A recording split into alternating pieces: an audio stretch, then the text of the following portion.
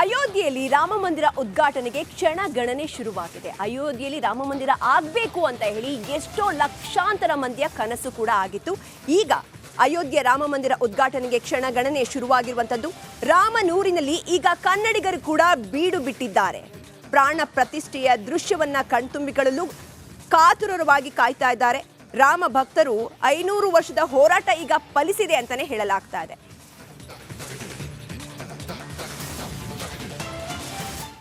ಕಣ ಕಣದಲ್ಲೂ ರಾಮನಿದ್ದಾನೆ ಅನ್ನೋದು ನಾವೆಲ್ಲರೂ ಕೂಡ ನಂಬಿರುವ ವಿಚಾರ. ಆದರೂ ಅಯೋಧ್ಯೆಗೆ ಬಂದು ರಾಮ ಜನ್ಮಿಸಿದ ಭೂಮಿಗೆ ಬಂದು ರಾಮನನ್ನ ದರ್ಶನ ಮಾಡೋದು ಸೌಭಾಗ್ಯ ಅಂತ ಹೇಳಿ ಪರಿಗಣಿಸಲಾಗುತ್ತೆ.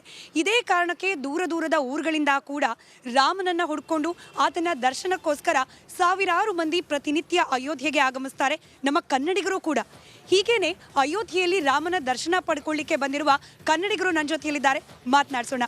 ಮೇಡಮ್ ನಮಸ್ಕಾರ. ನಮಸ್ಕಾರ ಮೇಡಮ್. ನಮ್ಮ ಹೆಸರು ಪ್ರೀತಿ ಕುಲಕರ್ಣಿ ಅಂತ. ಎಲ್ಲಿಂದ ಬಂದಿದ್ದೀರಿ? ನಾವು ಬಂದಿರೋದು ಬಿಜಾಪುರದಿಂದ ಬಂದೇವ್ರಿ. ಬಿಜಾಪುರದಿಂದ. ಈಗ ರಾಮನ ದೇವಸ್ಥಾನ ಬಿಜಾಪುರದಲ್ಲೂ ಇದೆ, ಅಯೋಧ್ಯೆಗೆ ಬಂದು ನೋಡ್ಬೇಕು ಅಂತ ಯಾಕೆ ಅನ್ನಿಸ್ತು? ಅದು ಒಂದು ಸನಾತನ ಧರ್ಮದ ಒಂದು ಫೀಲ್ ಇರ್ತದ್ರಿ ಅಲ್ಲಿ ನೋಡೋಕೆ ಹೋಗೋದು. ಲಿಟ್ರಲಿ ನಾವು ಯಾವಾಗ ಹೋದ್ವಿ ಭಾಳ ರಶ್ ಇತ್ತು ರೀ. ನಾವು ಪ್ರಾಪರ್ಲಿ ಬಿಜಾಪುರದಲ್ರಿ, ಇಷ್ಟು ಥಂಡಿ ನಮ್ಗೆ ಆಗೋದಿಲ್ಲ. ಬಟ್ ಸ್ಟಿಲ್ ನಾವು ಇಲ್ಲಿ ಬಂದು ನೋಡೋದಂದ್ರೆ ಅದು ಒಂದೇನೋ ಕಣ್ಣೊಳಗಿಂದ ನೀರು ಬಂದ್ರಿ ಅದನ್ನ ನೋಡೋಕೆ ಹೋದ್ರು ಅಂದ್ರೆ ರಶ್ ಇತ್ತು ರೀ.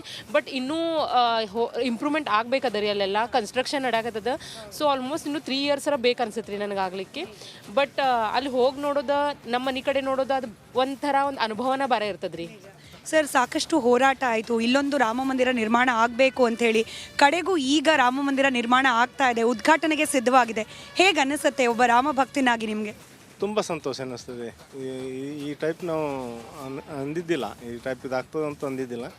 ಇದು ವೆರಿ ಗುಡ್.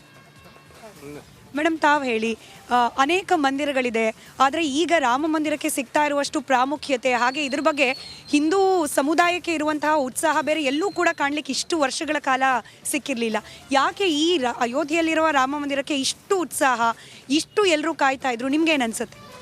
ರಾಮ ಒಬ್ಬ ಆದರ್ಶ ಪುರುಷ, ಮರ್ಯಾದೆ ಪುರುಷೋತ್ತಮ ರಾಮ ಅಂದರೆ ಅವನ ನಮ್ಮೆಲ್ಲರಿಗೆ ಆದರ್ಶಪ್ರಾಯವಾಗಿದ್ದಾನೆ. ಇಂಥ ರಾಮನನ್ನು ನಾವು ಪೂಜಿಸುವುದು, ಆರಾಧಿಸುವುದು, ಅವನ ಭಕ್ತ ಹನುಮಾನ್ ಘರಿ, ಅದನ್ನು ಬಹಳ ಸುಂದರವಾಗಿದೆ. ಅದನ್ನು ಸೇವಕ ಹೆಂಗಿರ್ಬೇಕಂತ ತೋರಿಸ್ಲಿಕ್ಕೆ ಹನುಮಂತ ತೋರಿಸಿದ. ರಾಮ ಆದರ್ಶ ಪುರುಷ ಹೆಂಗಿರ್ಬೇಕಂಬುದಕ್ಕೆ ರಾಮ ತೋರಿಸಿದ್ರು.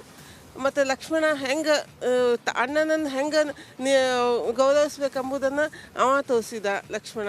ಸೀತಾ ಪ್ರತಿಧರ್ಮವನ್ನು ತೋರಿಸಿದ್ಲು. ಇವರೆಲ್ಲ ಪ್ರತೀಕವಾದಂಥ ಅಯೋಧ್ಯ ಅಂದರೆ ಪುಣ್ಯಭೂಮಿ ಅಂತ ನಾವು ಅಂದ್ಕೊಂಡಿದ್ದೀವಿ. ಈ ಪುಣ್ಯಭೂಮಿಯಾಗಿ ಬಂದದ್ದು ನಮ್ಗೆ ಭಾಳ ಸಂತೋಷ ಅದ. ಇಲ್ಲಿ ವೆದರು ಭಾರಿ ಚಲೋ ಅದ, ಅದಕ್ಕೆ ನಂಗೆ ಭಾಳ ಸಂತೋಷ. ನೀ ನೋಡಿದ್ಯಾ ರಾಮನ್ ಮೂರ್ತಿ? ನೋಡಿದ್ಯಾ? ಹೆಂಗಿತ್ತು? ಮಸ್ತಿತ್ತು. ಜೈ ಶ್ರೀರಾಮ್. ಜೈ ಶ್ರೀರಾಮ್. Thank you. ಇದು ಬಿಜಾಪುರದಿಂದ ಬಂದಿರುವ ಕನ್ನಡಿಗರ ಮಾತು. ರಾಮ ಎಲ್ಲ ಕಡೆ ಇದ್ದರೂ ಕೂಡ ರಾಮನ ಜನ್ಮಭೂಮಿ, ಅದರಲ್ಲೂ ಸಂಘರ್ಷಗಳನ್ನು ಕಂಡ ಭೂಮಿ. ಇಲ್ಲಿ ರಾಮನನ್ನ ದರ್ಶನ ಮಾಡ್ಕೊಳ್ಳಿಕ್ಕೆ ಪುಣ್ಯವೇ ಬೇಕು ಅನ್ನೋದು ಕನ್ನಡಿಗರ ಮಾತಾಗಿದೆ. ಕ್ಯಾಮ್ರಾ ಪರ್ಸನ್ ಮಧು ಜೊತೆ ಸ್ಮಿತಾ ರಂಗನಾಥ್, ರಿಪಬ್ಲಿಕ್ ಕನ್ನಡಕ್ಕೋಸ್ಕರ ಅಯೋಧ್ಯೆಯಿಂದ.